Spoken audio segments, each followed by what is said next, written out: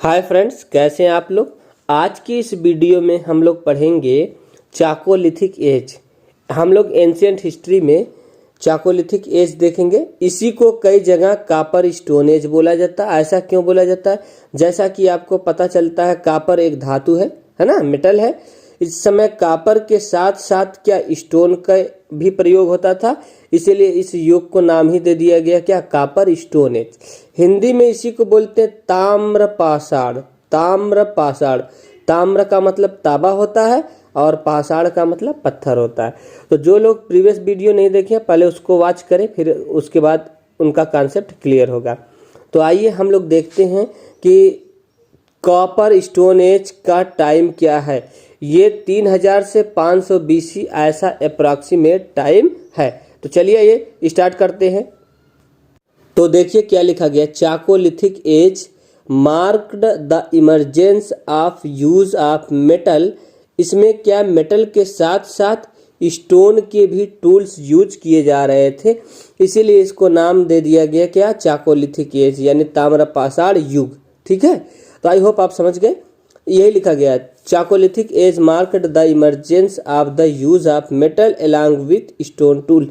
इसमें जो इमरजेंस है, इमरजेंस मतलब उत्पत्ति मिलती है मेटल के साथ साथ। मेटल क्या था, कॉपर था। मेटल क्या था, कॉपर था। कॉपर के साथ साथ हमको पत्थर के टूल्स का प्रयोग देखने को मिलता है। ठीक है, फिर बोला है first metal to be used was copper. पहली जो धातु थी जो यूज की गई वो क्या थी बेटा, कापर। आई होप आप समझ गए। पहली धातु क्या थी, कॉपर। तो एकदम क्लियर है। उसके बाद दो, they also occasionally used bronze. Copper के साथ साथ ये ब्राउन्ज का भी कभी कभी यूज करते थे। ब्राउन्ज क्या होती है, जिसमें क्या है, कॉपर के साथ टिन मिला दिया जाता था। इधर कापर था, इधर क्या होता था, टिन। ठीक है, तो कापर और टिन का मिक्सचर ही क्या होता था, ब्राउन्ज। हिंदी में उसको क्या बोलते हैं, कांच बोलते हैं। क्या बोलते हैं, कांच। ठीक है, आप लोग खेलों में देखते होंगे कांस्य पदक मिला, कांस्य पदक, तो यही है कांच। समझ गए ना, यही क्या है, कांच। तो यही है कि ये लोग सबसे ज्यादा क्या यूज करते थे, मतलब कापर के मेटल और उसके साथ स्टोन के टूल्स। लेकिन ओकेजनली कभी कभार हमको ब्राउन्ज भी देखने को क्या है, मिलता है। अब फिर क्या बोला है, टेक्नोलॉजिकली यानी तकनीकी रूप से वेरियस द चाकोलिथिक स्टेज। जो चाकोलिथिक स्टेज है, ठीक है, largely applies to the settlement of pre Harappan. कहा जाता है, समझिए इस बात को, टेक्नोलॉजिकली यानी तकनीकी रूप से चाकोलिथिक का जो युग है वह प्री हड़प्पन है, यानी हड़प्पा के क्या है, पहले था। ठीक, but in part of the country, लेकिन जो भारत का देश है ना, उस देश में it appears after the end of bronze Harappan culture. यानी कह रहा है कि जो इंडिया है, इंडिया में यह जो है पार्ट ऑफ द कंट्री, हम लोग इंडिया में है तो इंडिया कंट्री में, इंडिया में यह जो है ब्राउन्ज कल्चर यानी हड़प्पा कल्चर के बाद आया है। ठीक, यह कब आया, हड़प्पा कल्चर के बाद आया है। तकनीकी रूप से प्री हड़प्पन है। ये जो साइट, इसके कैरेक्टर जो देखने को मिलते हैं सब हड़प्पा से बहुत पीछे हैं, लेकिन आया कब है, हड़प्पा के बाद आया है इंडिया में। ये बहुत इंपॉर्टेंट पॉइंट हो गया। फिर बोला some chalcolithic cultures are contemporary of Harappan culture. लेकिन कुछ साइट ऐसे भी मिले हैं चाकोलिथिक के जो हड़प्पा के क्या है, समकालीन है। कंटेम्पोरेरी का मतलब समकालीन है, हड़प्पा के समय के हैं। ठीक है, तो उसके बाद क्या बोला, and some of the pre Harappan, कुछ हड़प्पा के पहले के हैं। बात समझ में आई। इसमें दोनों मिले, हड़प्पा के पहले के भी फीचर्स हैं, हड़प्पा के समय के भी फीचर्स हैं। और उसके बाद क्या बोला है, though it is possible to say that, कहा जाता है, संभवतः ऐसा माना जाता है कि जो मोस्ट है, मोस्ट का मतलब सबसे अधिक, चाकोलिथिक जो कल्चर था आर पोस्ट हड़प्पन, यानी सबसे ज़्यादा जो साइट मिली है उसके जो फीचर है हड़प्पा के बाद हैं। ठीक, कुछ साइट मिली हड़प्पा के पहले, कुछ हड़प्पा के समकालीन, कुछ हड़प्पा के बाद वाले। बात समझे। तो क्या हो गया, ये प्री हड़प्पन हो जाएंगे, है ना, ये कंटेम्पोरेरी हो जाएंगे और ये पोस्ट हड़प्पन हो जाएंगे। तो ऐसा कहने का मतलब प्री का मतलब हड़प्पा से पूर्व था और कुछ हड़प्पा के बाद है। तो मोस्ट साइट हड़प्पा के बाद मिले हैं पोस्ट हड़प्पन में, और कुछ कंटेम्पोरेरी भी मिले हैं, ऐसा कहा गया है। तो आई होप आप इस शब्द को समझ पाए हों।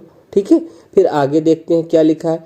आगे लिखा गया है कि सम प्रोमिनेंट साइट्स, कुछ मुख्य साइट्स ऐसी भी हैं आप प्री हड़प्पन चाकोलिथिक जो प्री हड़प्पन की हैं। तो प्री हड़प्पन की साइट्स वो कौन कौन सी हैं? गणेश्वर हो गया, क्या है? पहला प्री हड़प्पन, यानी ये हड़प्पा के इसके जो फीचर्स हैं, इसके जो कैरेक्टर हैं, इसमें जो कुछ भी विशेषताएं मिलती हैं हड़प्पा के पूर्व हैं। तो गणेश्वर हो गया। ठीक है, उसके बाद क्या है? Ganeshwar near the Khetri mines of Rajasthan, कहाँ मिलता है? खेतरी जो माइंस है राजस्थान में। ठीक है, खेतरी जो माइंस है राजस्थान में, है ना, उसी के पास है क्या? गानेश्वर, उसी के पास है। और खेतरी माइंस कहाँ है आपको पता है? कालीबंगा इन राजस्थान। ठीक है, कालीबंगा इन राजस्थान। यह भी जो है एक प्रकार से गणेश्वर, कालीबंगा, ये सब राजस्थान में साइट है ना। ये सब कहाँ है? राजस्थान में। इनके साथ जो भी साक्ष्य प्राप्त हुए हैं सब ये शो करते हैं कि ये सब प्री हड़प्पन साइट है। क्या है? प्री हड़प्पन साइट है। ये बात समझ में आई कि हड़प्पा के पहले के फीचर्स हैं। जैसे बनवाली हो गया, बनवाली कहाँ? हरियाणा में है, इन हरियाणा। कोटदीजी हो गया, कोटदीजी आज का जो सिंध प्रांत है पाकिस्तान में, वहाँ है। ठीक है, तो यानी कुछ साइट्स ऐसी हैं जो प्री हड़प्पन है, वही बोला प्री हड़प्पन चाकोलिथिक कल्चर, यानी चाकोलिथिक यानी हड़प्पा के पहले कुछ साइट्स ऐसी हैं जो हड़प्पा के पहले हैं। तो उसी को, जैसे कि गणेश्वर हुआ, गणेश्वर के यहाँ नियर खेतरी माइंस राजस्थान में है। उसके बाद कालीबंगा है राजस्थान में, है। उसके बाद क्या हो गया?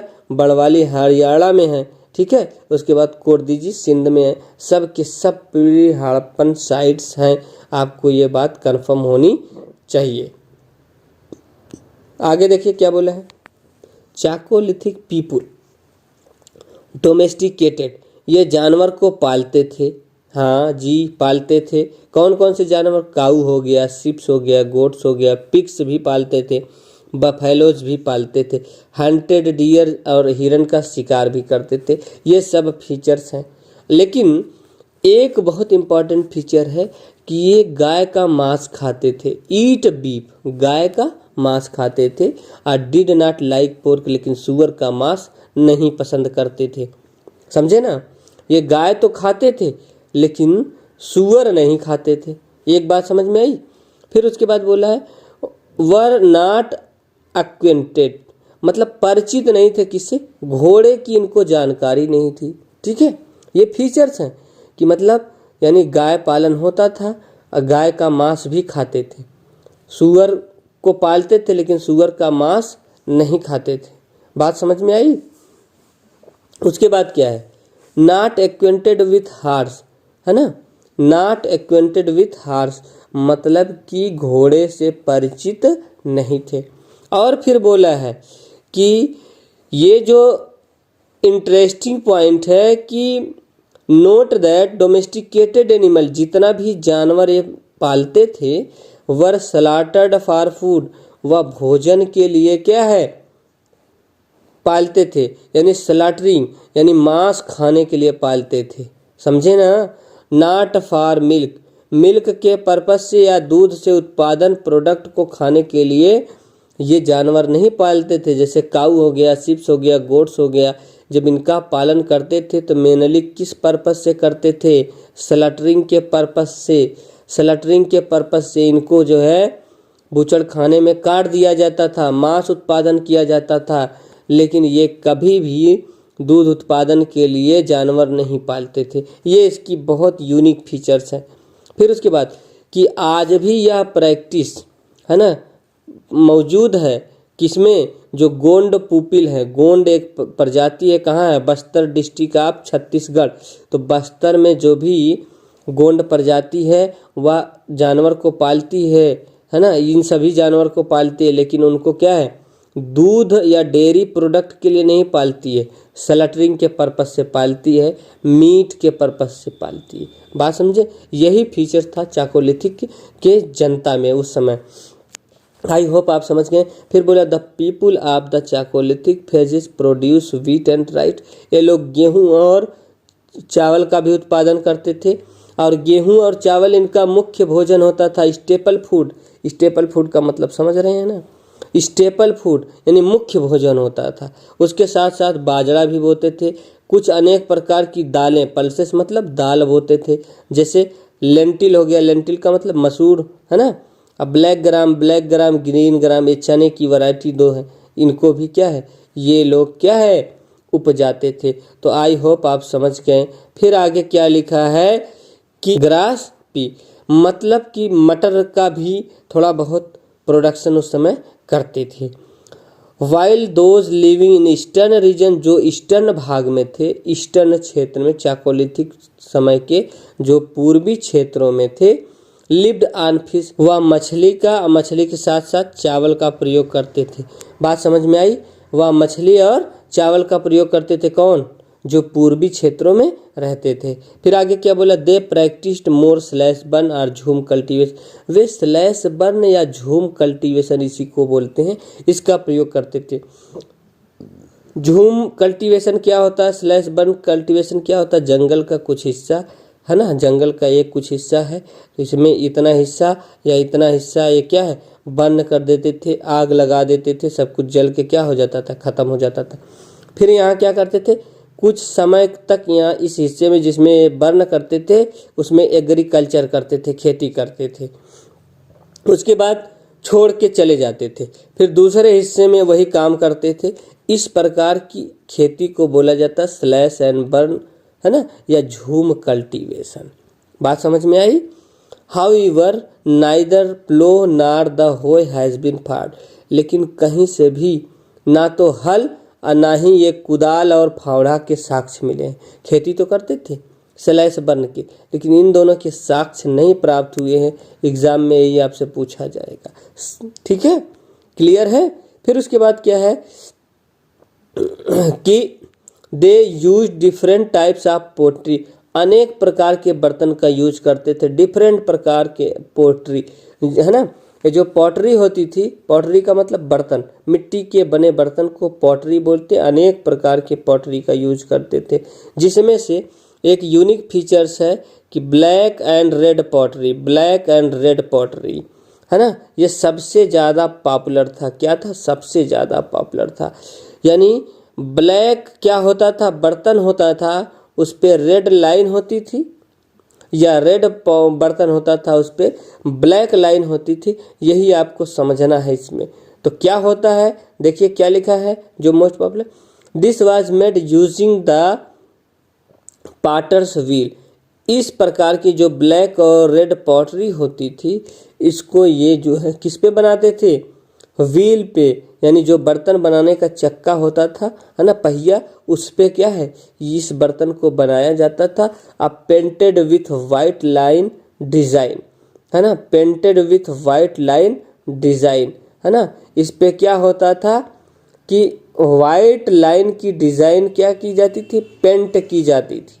क्या की जाती थी, painted with white line design, यानी बर्तन अगर रेड होता था या ब्लैक होता था तो उस पर पेंट किया जाता था, ठीक है, किससे, सफ़ेद सफ़ेद धारियाँ बना के, समझ गए ना, काली धारियाँ बना के या रेड धारियाँ बना के, ठीक है, उस पर क्या है, बनाया जाता था। बात समझ में आई। फिर आगे बोला है equally interesting is the fact that female potter, जो महिला बर्तन बनाने वाली पाटर होती थी, डिड नॉट यूज व्हील, इनको पहिया का यूज करना अलाउ नहीं था, सिर्फ पुरुष पाटर ही व्हील का प्रयोग करते थे। महिलाएं जो बर्तन बनाती थी वह किससे बनाती थी, हाथ से बनाती थी। बात समझ में आई, डिड नॉट यूज, है ना, पाटर्स व्हील, ये व्हील का प्रयोग नहीं करती थी, केवल आदमी बनाते थे। बात समझ में आई। ये कुछ फीचर्स हैं चाकोलिथिक पीपुल के। चाकोलिथिक के लोगों के। फिर बोला others feature of chalcolithic age are as follows, कुछ अन्य फीचर्स भी हैं जो निम्नवत हैं, जैसे कि क्या लिखा गया है कि देखिए यहाँ पे, they were not acquainted with burnt brick, इनको पक्की ईंट की जानकारी नहीं थी, पक्की ईंट से परिचित नहीं थे। यानी ईंट तो थी, मड ब्रिक्स यानी कच्ची ईंट बनाते थे, लेकिन उसको पकाने की तकनीक इनको पता नहीं थी। शायद इसलिए जो घर के एविडेंसेस मिले हैं वो किसके, मड वाले ईंट से बने थे, यानी कच्ची मिट्टी के ईंट से बने थे, लेकिन कोई भी पक्की ईंट का प्रयोग नहीं मिला है, ऐसा कहीं कोई एविडेंस नहीं मिला है। इनकी इकोनॉमी जो थी विलेज बेस्ड थी, एकदम ग्रामीण एरिया होती थी, यानी रूरल इकोनॉमी थी। बात समझ में आई। फिर बोला chalcolithic era people did not know the use of writing, इनको लिखने पढ़ने की तकनीकी नहीं पता थी, है ना। बात समझ में आया। फिर आगे बोला है their village were small with huts close to each other, गांव क्या होते थे, स्मॉल होते थे, जो हट थी, झोपड़ियाँ जिसमें रहते थे, एक दूसरे से बहुत करीब करीब होती थी। ये इसके कुछ क्या है, फीचर्स हैं।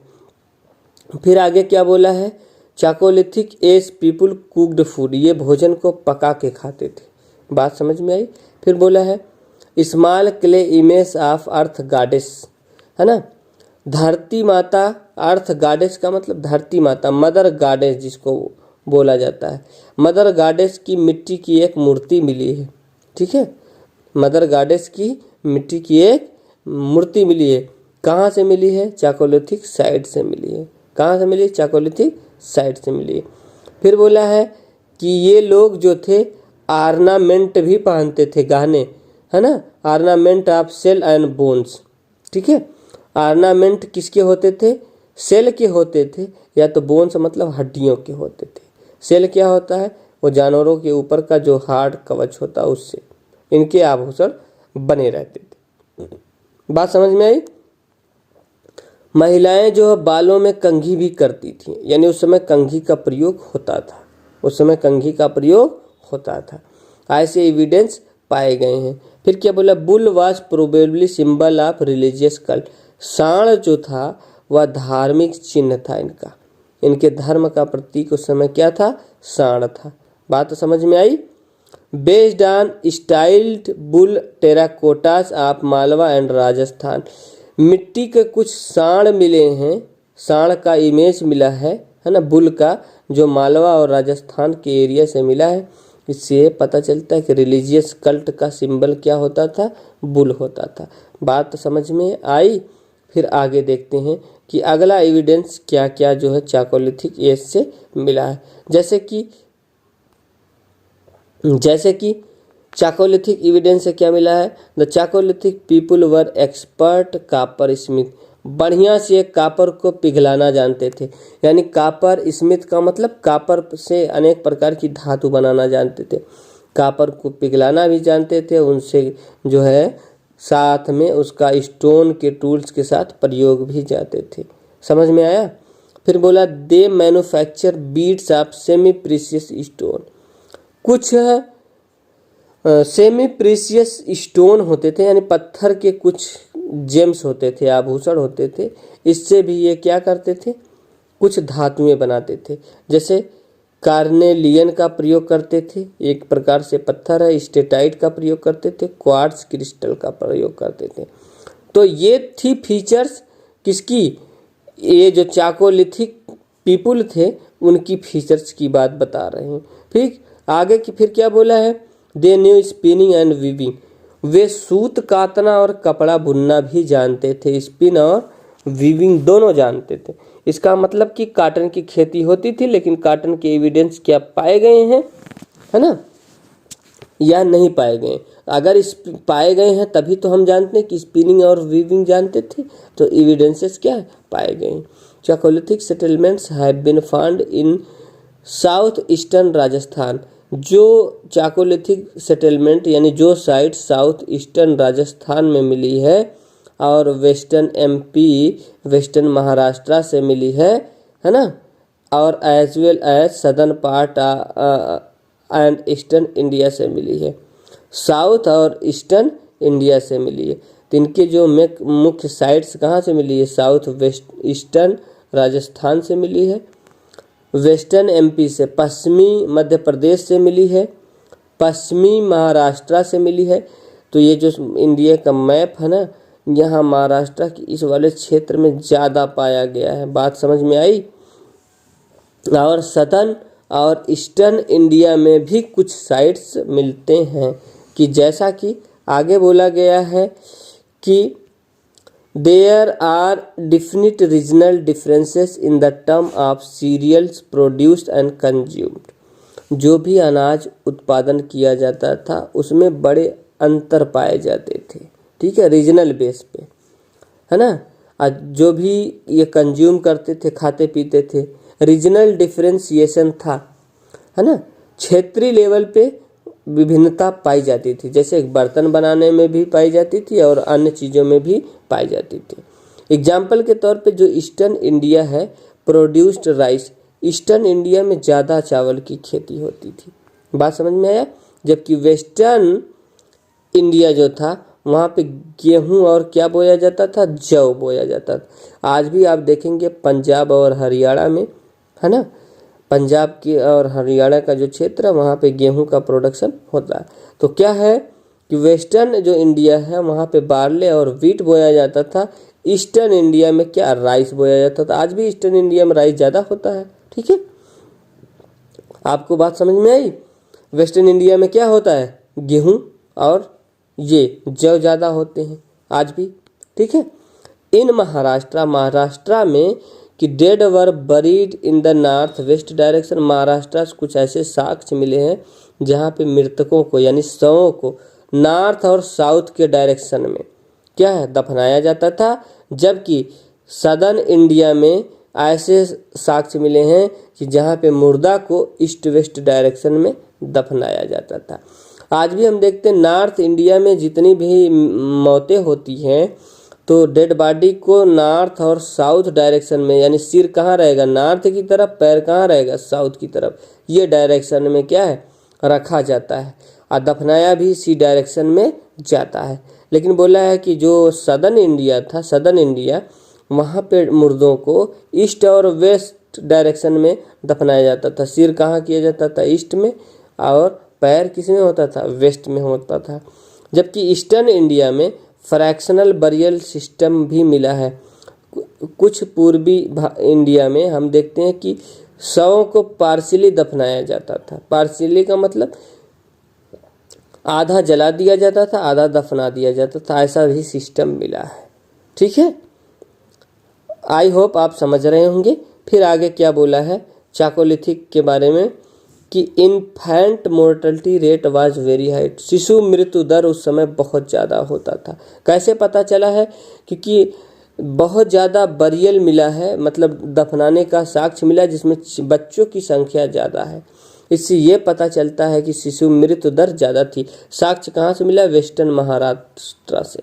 तो इससे यह पता चलता है कि उस समय जो शिशु मृत्यु दर थी चाकोलिथिक के समय में वह अधिक थी, है ना। अब ये साक्ष्य हमको कहाँ से मिलते? वेस्टर्न महाराष्ट्र से, पश्चिमी महाराष्ट्र के रीजन से मिलते हैं। तो आई होप आप समझ गए होंगे। सामाजिक असमानताएं थी, सामाजिक असमानताएं थी लोगों के बीच में, क्योंकि जो चीफ्स होते थे चाकोलिथिक के समय, मुखिया, वह रेक्टेंगुलर आयताकार घर में रहते थे, आयताकार घर में रहते थे, इस प्रकार के घर में, है ना। डोमिनेटेड जो कि अदर लोग थे, कॉमन जनता थी, वो गोल घर में और हट में रहती थी, यानी घर उनका कैसा होता था? राउंड शेप में होता था। जबकि रेक्टेंगुलर हाउस किसके होते थे? चीफ के होते थे। ये कुछ डिफरेंशिएशन मिला है। इससे पता चलता है कि सामाजिक असमानताएं उस समय क्या थी? मौजूद थी। आई होप आपको समझ में ये सारी बातें क्या है? आ रही होंगी। अब कुछ इम्पोर्टेंट चीज़ें देख लेते हैं, जैसे चाकोलिथिक की कुछ साइट्स देख लेते हैं। साइट्स क्या है? साइट्स में ये बोला है आहार, आहार से कुछ हमको स्मेल्टिंग और मेटलर्जी मिली है ना। धातु को पिघलाने की भट्ठी मिली है ना। और स्टोन के कुछ हाउस मिले हैं, पत्थर के कुछ घर मिले हैं, डाई मिली है और डाई ऑफ क्लोथ्स, कपड़ों पे जो डाई करने की कुछ साक्ष्य मिले हैं। बात समझ में आया? और प्रिंटिंग भी मिला है। बात समझ में आई? और गिलुंद है, कहाँ से? गिलुंद से। गिलुंद से क्या मिला है? बर्न्ट ब्रिक, पकी हुई ईंट के साक्ष्य मिले हैं, पकी हुई ईंट से।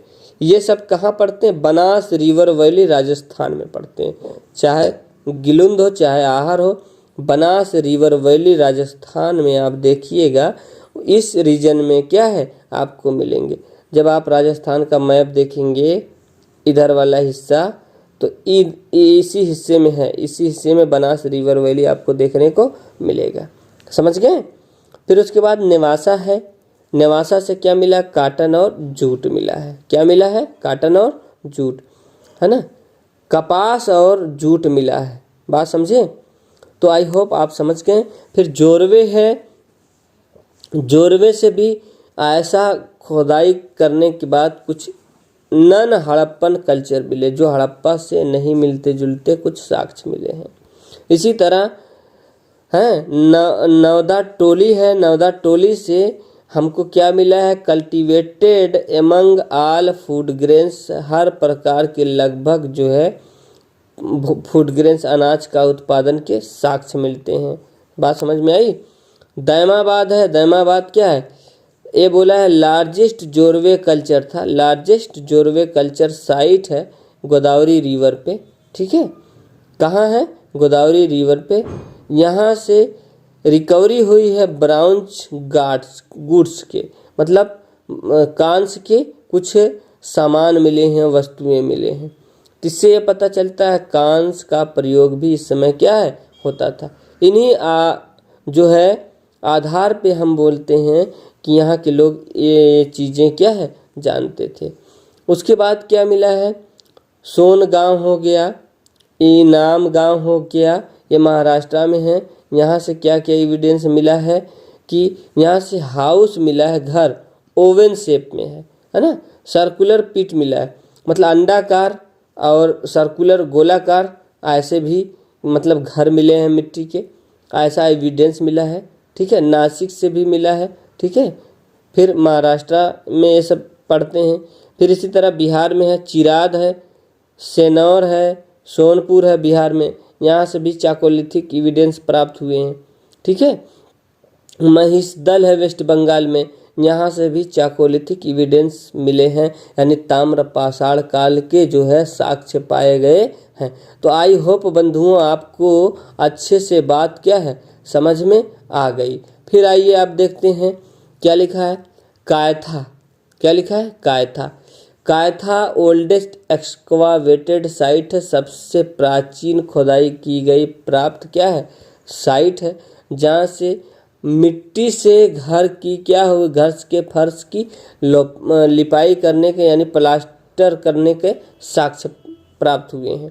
इससे यह पता चलता है कि ये प्री हड़प्पन साइट थी, हड़प्पा के पहले के, है ना। और ये जो इन एलिमेंट इन पॉटरी, यानी जो पॉटरी है मिट्टी के बर्तन हैं, उस पर मिट्टियों से क्या किया गया था? प्लास्टर किया गया है। ऐसे भी कुछ साक्ष्य मिले हैं। ठीक है ना।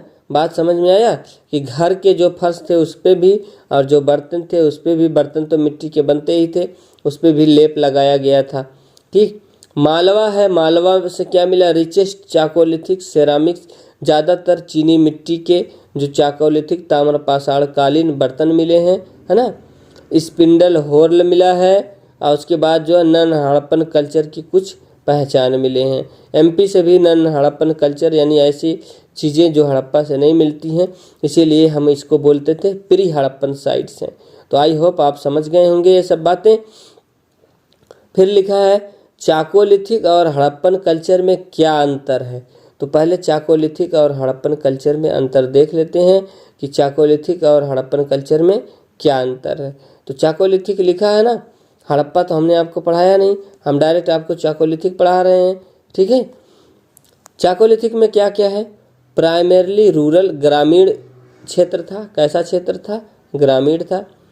यूज्ड मोस्टली कापर, ज़्यादातर इसमें कापर का प्रयोग हुआ था। ठीक है। लिव्ड नियर हिली लैंड ऑन रिवर, ज़्यादातर ये पहाड़ी क्षेत्र में या नदियों के किनारे रहते थे। इसी प्रकार हम देखते हैं हड़प्पा के क्षेत्र में क्या हुआ। हड़प्पन लोग ये अर्बन थे, मतलब शहरी थे, ये भी ब्राउन्ज का यूज करते थे। अटेंड अर्बनाइजेशन, ये एकदम शहरीकरण प्राप्त कर लिए थे। ठीक है। On the basis of produce, इन मतलब प्रोडक्शन के आधार पे। From flood plain of Indus, जो सिंधु नदी का जो मैदान है उस मैदानी क्षेत्र में इतना अच्छा प्रोडक्शन होता था, उत्पादन होता था कि ये नगरीकरण प्राप्त कर लिए थे। यानी यहाँ की जो सभ्यता थी वो नगरीकरण थी। ठीक है। ये कुछ बेसिक अंतर हैं। तो बेटा इस वीडियो में इतना ही, फिर अगले वीडियो में हम लोग कवर करेंगे हड़प्पन के फीचर, उसके बाद देखेंगे वैदिक फीचर्स। ठीक है। तो आप लोगों को क्या करना है, जो साइट्स हमने बताया है मैप लेके उसका लोकेशन एक बार देख लेना है। बस ये काम आपको करना है, कंफर्म करना है। बाकी चीज़ें जो कंटेंट है आप इसको नोट डाउन करिएगा।